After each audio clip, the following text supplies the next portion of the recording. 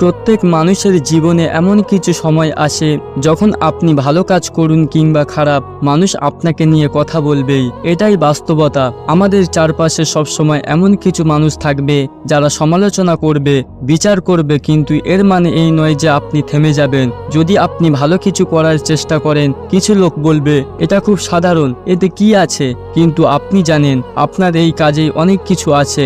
যখন আপনি নতুন কিছু শুরু করেন তখন অনেকে বলবে এটা খুব কঠিন, তুমি পারবে না, কিন্তু মনে রাখবেন তাদের কথায় থেমে গেলে আপনি নিজের লক্ষ্য থেকে দূরে সরে যাবেন। এমনকি আপনি সফল হলে তখন কিছু লোক আপনাকে নিয়ে সমালোচনা করবে, এটা কেবল তার সৌভাগ্য ছিল, তার চেয়ে বেশি কিছু নয়। কিন্তু সাফল্য তখনই আসে যখন আপনি নিজের পথে অটল থাকবেন। কথা হলো, আপনি যাই করুক না কেন সমালোচনা হবেই, তাই অন্যের কথায় কান না দিয়ে নিজের কাজের প্রতি মনোযোগ দিন। পরিশ্রমী সাফল্যের আসল চাবিকাঠি। তাই কখনো অন্যের সমালোচনায় হারিয়ে যাবেন না। আপনার স্বপ্ন আপনাকেই বাস্তবায়িত করতে হবে।